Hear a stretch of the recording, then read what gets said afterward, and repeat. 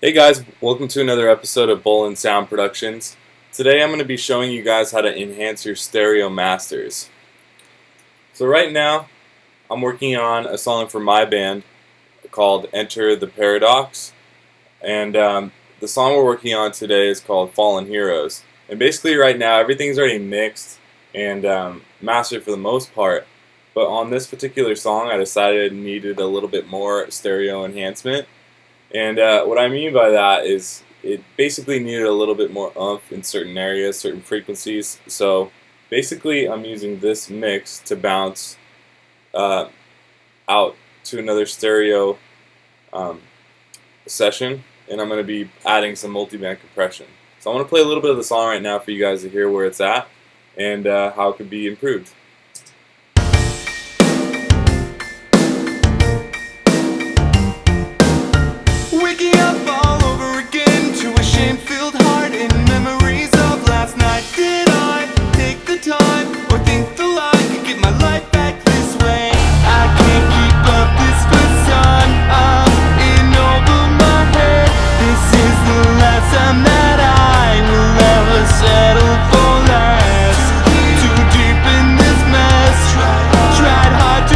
So one example of something I want to improve on is the bass right there is pretty intense. It's really in your face, and I want to control that a little bit more.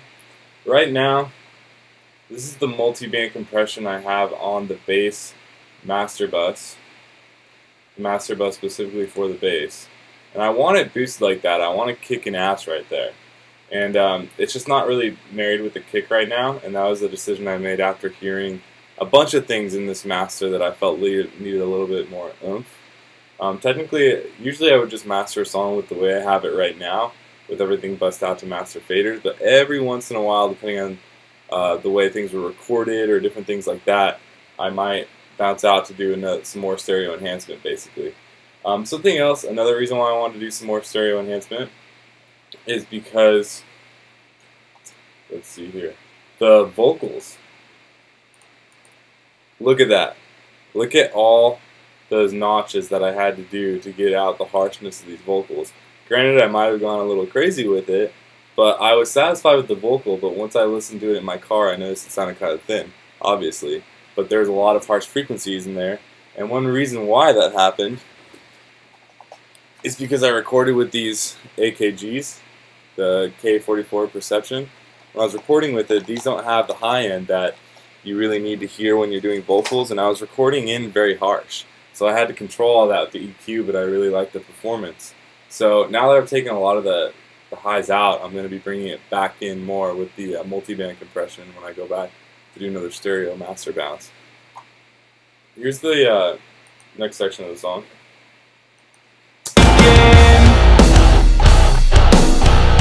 This is your life. Don't ever forget.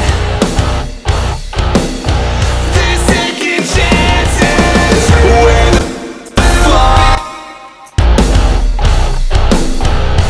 This is your life. Don't ever forget. There's second chances. Okay, so now I already know that with my settings that I have that I'm going to show you guys in a second, but that cymbal is actually going to be a lot louder. It's really driving that section, but I want it just a little bit quieter right now, and you guys are going to see why in just a second. So that part sounds good. Here's the chorus. We're the fallen heroes of the nightlife who promise to set it off. Now we're back and better than ever, reborn and ready to rock. Okay.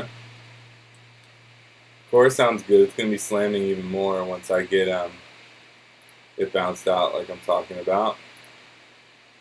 We're the fallen heroes of the nightlife who promise to.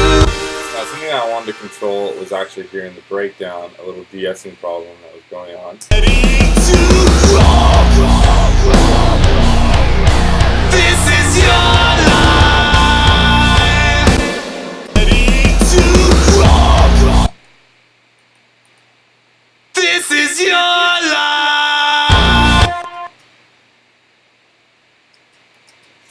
is your life.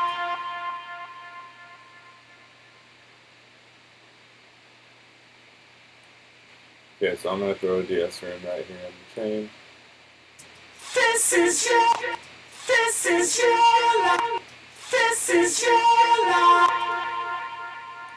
This is your life. This is this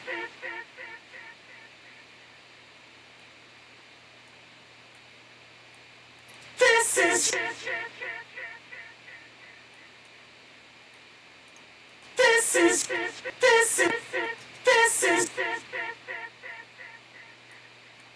this is There we go. Exactly what I want. this is your life. Okay, awesome. This puppy is good to bounce. And I'll be back in just a second while this bounces. Okay, so now I have my new master session open. And I just so everyone's clear, I was bouncing down from 32-bit float, 48 kilohertz session, and then now I'm in 1644.1.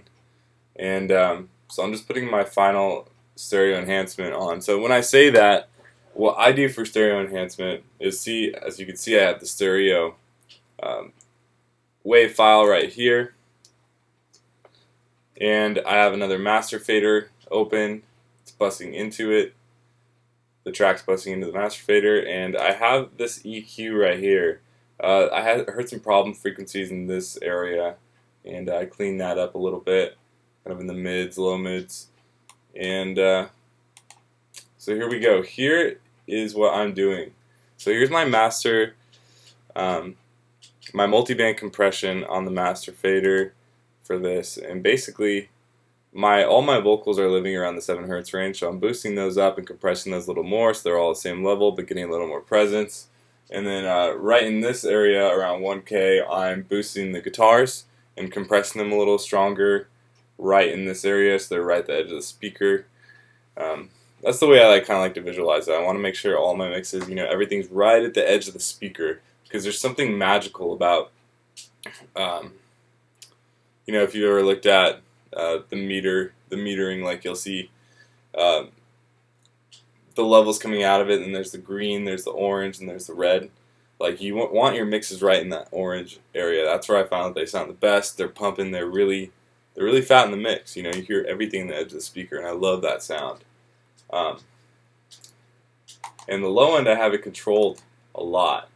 Well, I mean, a good amount. Okay, so I'm gonna play through the mix now and bypass and unbypass the plugins that I have on it right now. So I'm gonna just start with it dry, with no plugins. Let's go to the pre-chorus.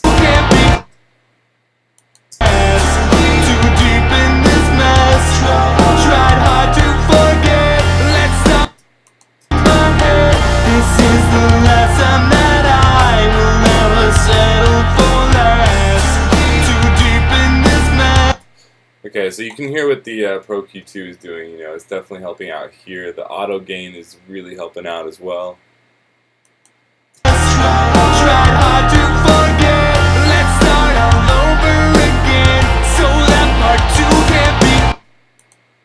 Here's with Pro and B on, which is my multi-band compression.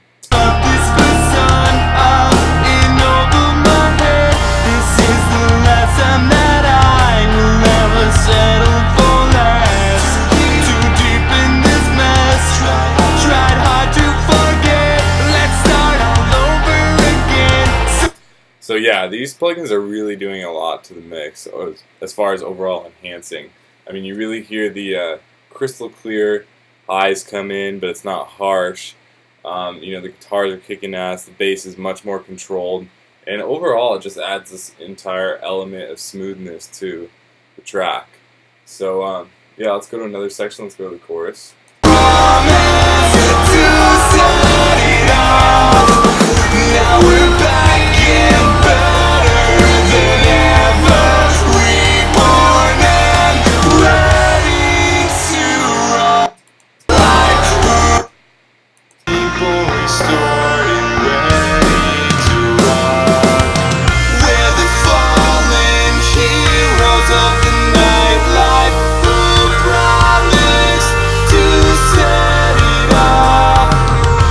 check out how much it's doing on that section. That section sounds completely muffled almost, and just almost like buried. You know, nothing's really shining there until I have these on. So now I'm going to turn it back on.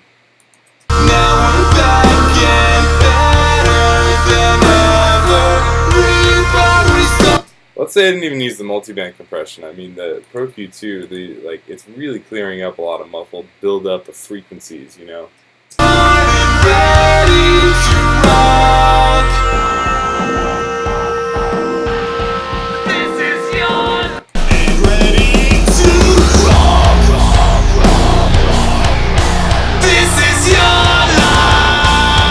Let's try that section again with the multiband compression on.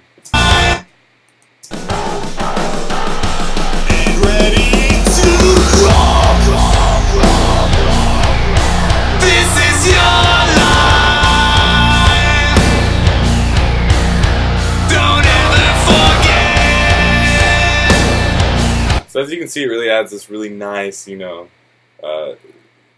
space and dimension to the mix, and creates a lot of movement and energy. And that's what I loved doing this, you know, when it's needed. And so yeah. So there you go. That little 5%, 10% it really goes a long way if you feel like your mixes or your masters need this. So yeah, just want to share that with you guys. If you guys like this video, be sure to leave a comment or subscribe to my YouTube channel, and also check out my band Enter the Paradox. Our new album will be coming out sometime in the next month or two. Check back on our website for more details. Our website is www.entertheparadox.com. And thanks for watching another episode of Bolen Sound Productions.